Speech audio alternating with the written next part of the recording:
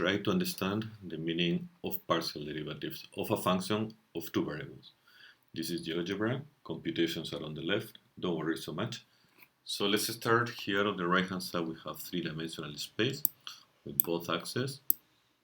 So let's start graphing first this function x squared plus y cubed. F equals x squared plus y cubed. You have here parabolas for the x squared, and here you have the cubic, this shape for y cubed. Choose a point, the origin is right place there, and then we want to compute the partial derivative with respect to x, so the y is constant. So y equals to 0 is this plane, and you can see the intersection there between the blue graph of the function and the green plane is this parabola here. Let's look at the parabola in the plane. It will be that parabola over there, if we imagine on the plane. So let's take a point on the parabola. You can see there, and see the point moves, just to see how the point is moving along the parabola. So the partial derivative with respect to x, y is constant, is the derivative of this parabola precisely.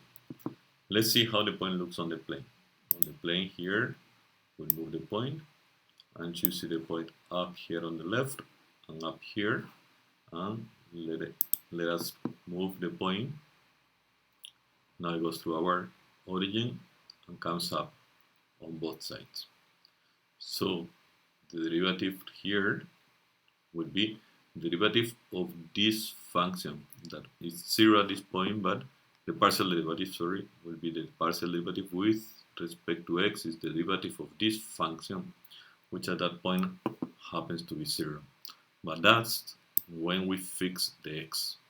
If we want to fix the y, we need to remove all, well, before that, let's see how the tangent line looks like at all these points. So let's look this here and move the point to the back.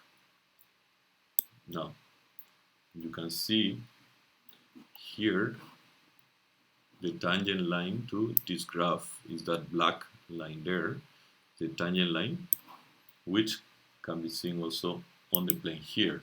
That's the tangent line.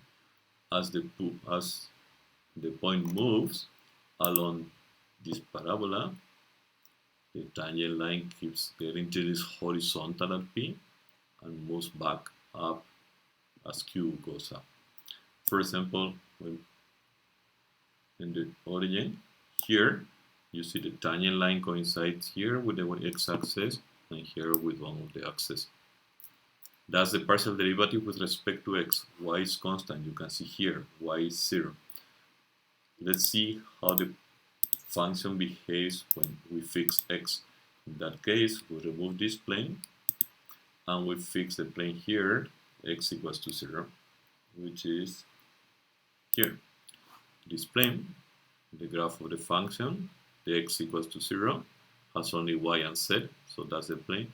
And here you can see the intersection of the curve of the surface of the graph of the function with the plane is precisely this cubic. So let's do the same thing. Let's put a point on the cubic, and let's draw the cubic on the plane and put a point on the cubic, and let's move the point. As you can see, there the derivative is 0 in this case, and what's happening. You can see how it moves along the cubic, x equals to 0, because we're looking at partial derivative with respect to y, so x is constant. If we look at the tangent lines, we should put these two here, move the point back to the beginning, and let the point move.